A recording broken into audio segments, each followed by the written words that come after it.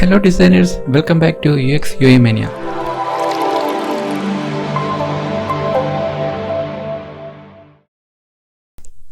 നമ്മൾ ഇന്നിവിടെ ചർച്ച ചെയ്യാൻ പോകുന്നത് ടൈപ്പോഗ്രാഫിക് ടേംസിനെ കുറിച്ചാണ്. നമുക്കറിയാം ടൈപ്പ് അഥവാ അക്ഷരം ഏതൊരു ഡിസൈനിങ്ങിൻ്റെയും, അത് ഗ്രാഫിക്സ് ആയാലും വെബ് ആയാലും എന്ത് ടൈപ്പ് ഓഫ് ഡിസൈനിങ് ആയിരുന്നാലും ടൈപ്പ് എന്ന് പറയുന്നത് നമ്മുടെ ഡിസൈനിൻ്റെ ഒരു ബാക്ക് ബോൺ അഥവാ നട്ടെല്ല് എന്ന് വിശേഷിപ്പിക്കാം.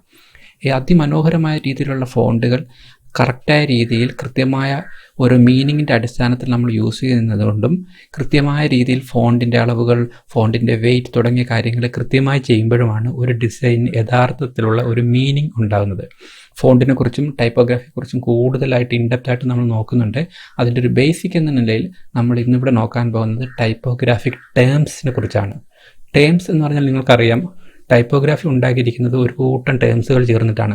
ഇതെന്തിനാണ് നമ്മൾ മനസ്സിലാക്കിയിരിക്കുന്നതെന്ന് വെച്ച് കഴിഞ്ഞാൽ, നിങ്ങൾ ഒരു നല്ല ഇൻ്റർനാഷണൽ ലെവൽ ഓഫ് കമ്പനിയിൽ വർക്ക് ചെയ്യാൻ പോകുമ്പോഴത്തേക്ക് നിങ്ങളോട് അവിടെ ഫോണ്ടുമായി ബന്ധപ്പെട്ടുള്ള ഒരുപാട് ടെക്നിക്കൽ ടേംസ് അവിടെ യൂസ് ചെയ്യും. സീനിയർ ആയിട്ടുള്ള നമ്മുടെ ക്രിയേറ്റീവ് ഡയറക്ടേഴ്സോ നമ്മുടെ മുന്നിൽ വർക്ക് ചെയ്യുന്ന ഏത് മാനേജേഴ്സ് ആയാലും ഒക്കെ തന്നെ നമ്മളോട് കൂടുതൽ ടെക്നിക്കൽ ടേംസ് ആയിരിക്കും ഫോണ്ട് ലെവലിൽ അല്ലെങ്കിൽ ടൈപ്പോഗ്രാഫിക് ലെവലിൽ സംസാരിക്കുന്നത്. അതുകൊണ്ട് ഇത്തരം ടേംസുകൾ നിങ്ങൾ ഡിസൈനേഴ്സ് ആയതും അഥവാ നിങ്ങൾ ഡിസൈനിങ്ങിലേക്ക് പ്രവേശിക്കാൻ പോകുന്നവരായിരുന്നാൽ തന്നെയും ഇത്രയും വേർഡ്സുകൾ, അറ്റ്ലീസ്റ്റ് ഞാനിന്നിവിടെ പരിചയപ്പെടുത്തുന്ന വേർഡ്സുകൾ തീർച്ചയായിട്ടും മനസ്സിലാക്കി പഠിച്ചു വെച്ചിരിക്കണം. കാര്യം നമുക്കൊരു കമ്പനി ലെവൽ പ്രോജക്റ്റിനെ കുറിച്ചാണ് നമ്മൾ എപ്പോഴും സംസാരിക്കാറുള്ളൂ. നമ്മൾ അത്തരത്തിൽ വർക്ക് ചെയ്യുന്ന സമയത്ത് നമുക്ക് സ്ഥിരം കേൾക്കേണ്ടി വരുന്ന ടെക്നിക്കൽ ടേംസുകളാണിത്. പക്ഷേ ഇത്തരം ടേംസുകൾ എനിക്ക് തോന്നുന്നു പലപ്പോഴും പല ഡിസൈനേഴ്സും ശ്രദ്ധിക്കാറില്ല. നമ്മളൊരു ഫോണ്ട് ചൂസ് ചെയ്യുന്നു, നമ്മൾ ഇഷ്ടമുള്ള രീതിയിൽ ഫോണ്ട് സൈസ് എടുക്കുന്നു, കുറയ്ക്കുന്നു, കൂട്ടുന്നു, ഇത്തരത്തിൽ അങ്ങ് നിരന്തരമായി ചെയ്യുന്നൊരു ഡ്യൂട്ടി ആയതുകൊണ്ട്.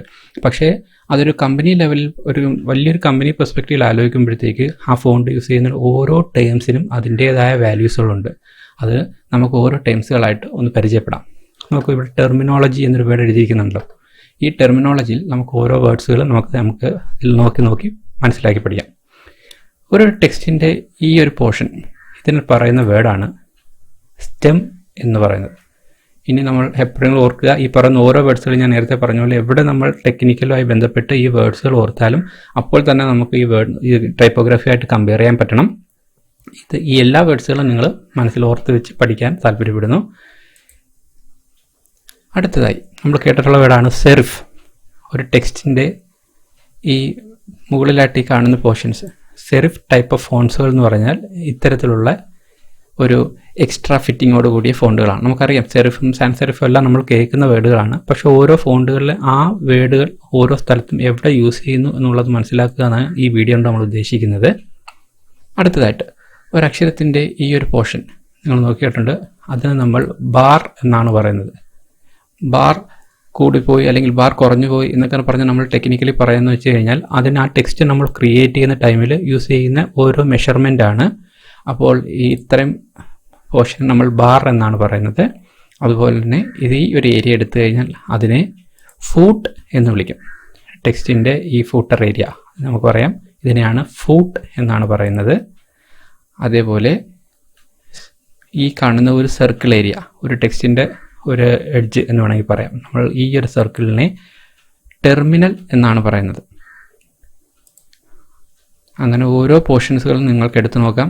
ഈ ടെക്സ്റ്റിൻ്റെ ഇടയിലുള്ള ഇത്രയും കാണുന്ന ബ്ലാങ്ക് ഏരിയയെ അപ്പർച്ചർ എന്ന് പറയും. അതുപോലെ ഓരോ അക്ഷരങ്ങളും തമ്മിലുള്ള സ്പേസിങ്, ഇത് നമ്മൾ വളരെ കൂടുതൽ ഉപയോഗിക്കുന്ന ഒരു വേർഡാണ് കേണിംഗ് എന്ന് പറയുന്നത്. നമ്മൾ ഒരു രണ്ട് അക്ഷരങ്ങൾ തമ്മിലുള്ള സ്പേസ് കൂട്ടാൻ കുറച്ചുകൂടെ സ്പേസ് കൊടുക്കൂ എന്നായിരിക്കില്ല നമ്മൾ ഇൻഡസ്ട്രിയിൽ ഒരു കമ്പനിയിൽ വർക്ക് ചെയ്യുമ്പോൾ പറയുന്നത്. അതിൻ്റെ കേണിംഗ് അഡ്ജസ്റ്റ് ചെയ്യാനായിരിക്കും പറയുന്നത്.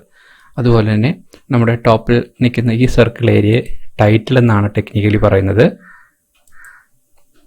അതേപോലെ ഒരു സ്മോൾ ലെറ്റർ എടുത്തു കഴിഞ്ഞാൽ അതിൻ്റെ ടോപ്പ് കോർണറിൽ കാണുന്ന അതിൻ്റെ ഷോൾഡർ, നമ്മുടെ ഷോൾഡർ പോലെ ഇരിക്കുന്ന ഏരിയയെ ഷോൾഡർ എന്ന് തന്നെയാണ് ടെക്സ്റ്റിൽ പറയുന്നത്.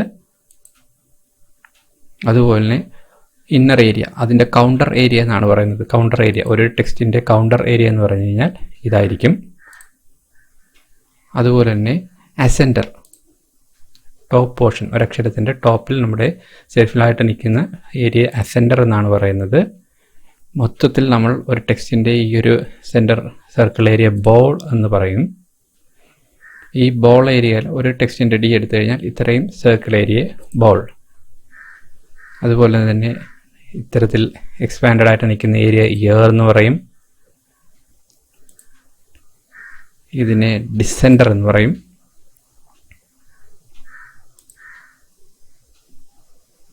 ഈ ഒരു ഏരിയ സ്ട്രോക്ക് എന്നാണ് പറയുന്നത്.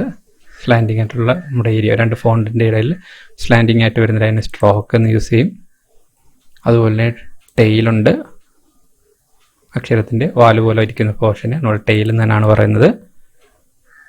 ഇത്രയും കാര്യങ്ങളാണ് നമ്മുടെ ബേസിക്കലായിട്ട് അറിഞ്ഞിരിക്കേണ്ട ഒരു ടൈപ്പോഗ്രാഫി ടേംസ് എന്ന് പറയുന്നത്.